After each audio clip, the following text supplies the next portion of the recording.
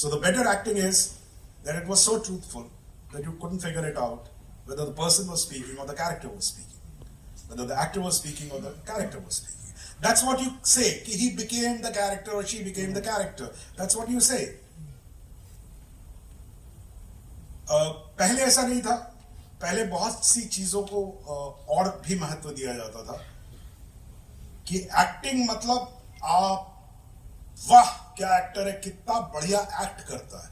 अब ये उल्टा हो गया. एक्ट करता है, अरे यार तो क्या एक्टर क्या हुआ. You just live the part, and that has come from realism. Yeah, this has come from realism.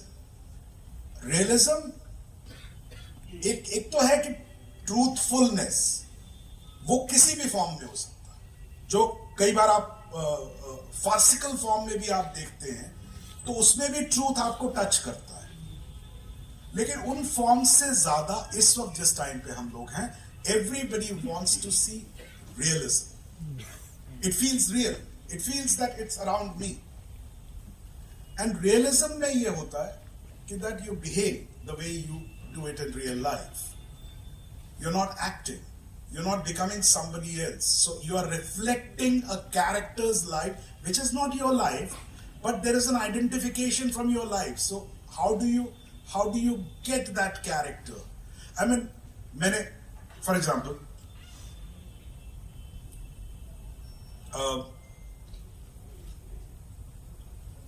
जो मेरे कैरेक्टर्स हैं, सत्या का कैरेक्टर है या जज त्रिपाठी का कैरेक्टर है या इंस्पेक्टर दत्ता का कैरेक्टर है बर्फी में या red, these lives I have not lived, but everything what you see has come from my life because I have to find a parallel of what is happening. So random example अगर मैं आपको दूं, red में एक shot है, एक scene है कि जब पहली बार पैसे पकड़े जाते हैं, जब पहली बार पैसा निकलता, बहुत देर तक उसके घर में छापा पड़ रहा, पैसा नहीं निकल रहा है और वो बड़ा अकड़ में और वो कहता है कि हम तुम्हारी ऐसी कर देंगे, ढूंढ लो बेटा, क्योंकि he believes that there is no money at home. But then जो राजा जी का कैरेक्टर है, he is surprised because the money is found in the home and he says तुम जरा बाहर चलो हमारे साथ. बाहर लेके जाता है, कहता सुनो तुम ये रेड बंद कर दो, जितना पैसा देना हम तुमको दे देंगे, 5 लाख रुपए, ऐसा कुछ वो ऑफर करता है. And Ajay's character refuses that. When you see it next time, you see that shot. When he refuses, I looked at him in a certain way. That by instinct and as a plan, I did that piece. It's a reaction shot that I look at him. Now, it had a mix of कि क्या पागल भलता आदमी है यार, मतलब he has no sense. एक secondly amusement कि कहीं ना कहीं मेरे अगेंस्ट जा रहा है, लेकिन है अजीब बेवकूफ आदमी है, लेकिन यार अच्छा यार ऐसे भी लोग होते हैं क्या अभी भी. So honest. Now it was a mixture of both and that I have felt number of times in my life कि I am trying to tell somebody कि यार तुम ऐसा करो तो ऐसा हो जाएगा, और वो मना कर देता और मैं कहता हूँ यार तुम्हें मतलब तुम अभी बर्बादी पे तुले हो, लेकिन यार कमाल है यार, इतनी हिम्मत है तुम में कि तुम बर्बादी की सोच सकते हो. So everything I am saying that it doesn't come from outside, it doesn't come from outer space, it comes from your own life. You just have to find a parallel, you no.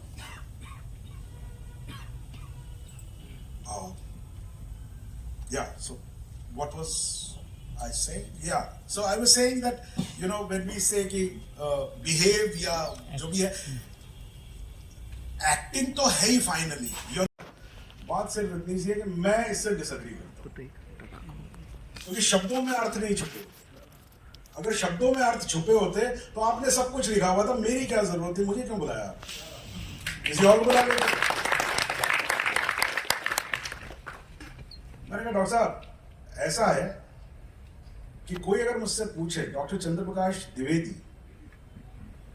कैसे director है, और मैं आपसे गुजारिश करूंगा so that I can give you an example. मुझसे 3 बार सवाल पूछिए, कोई भी पूछिए कि डॉक्टर साहब कैसे, आप ही पूछिए चलिए। तो सौरभ जी, ये डॉक्टर चंद्रप्रकाश द्विवेदी कैसे डायरेक्टर है? अरे बहुत अच्छे डायरेक्टर। सौरभ जी, ये डॉक्टर चंद्रप्रकाश द्विवेदी कैसे डायरेक्टर? चंद्रप्रकाश द्विवेदी, हाँ जी, बहुत अच्छे डायरेक्टर। सौरभ जी, डॉक्टर चंद्रप्रकाश द्विवेदी कैसे डायरेक्टर है?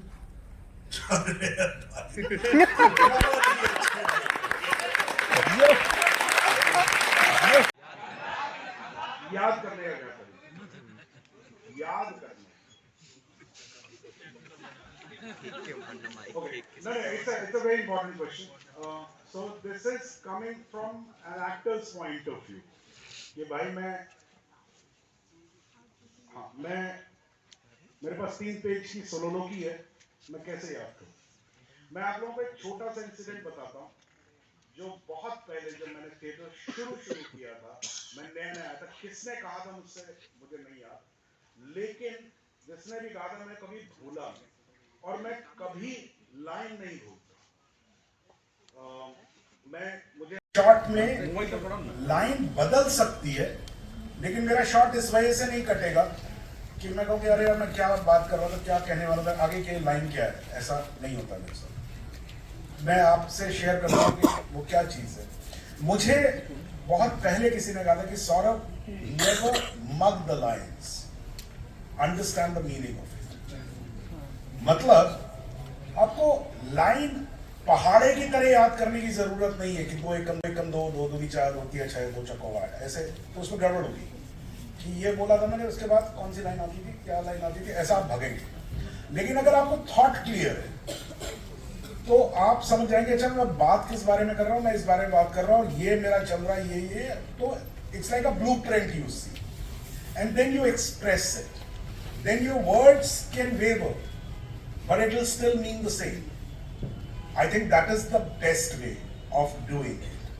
हाँ, इसलिए मैं अक्सर फंस जाता हूँ जब, जैसे चंद्रप्रकाश द्विवेदी ने जब मुझसे कहा कि मैं शब्दों को महत्व देता हूँ, तो मैंने अपना लॉजिक उठा के उनके ऊपर डाल दिया था इसी चक्कर में। But it has worked for me.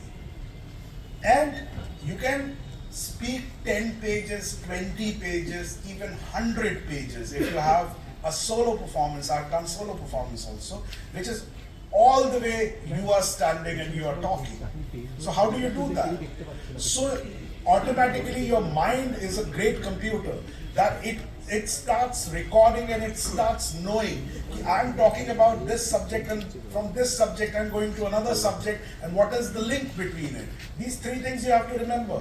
You don't have to remember each line. This is the easiest way, and I think मेहनत काफी लगती है क्योंकि आपको समझना पड़ता है, और समझना मेरे ख्याल से सबसे ज्यादा इम्पोर्टेंट चीज।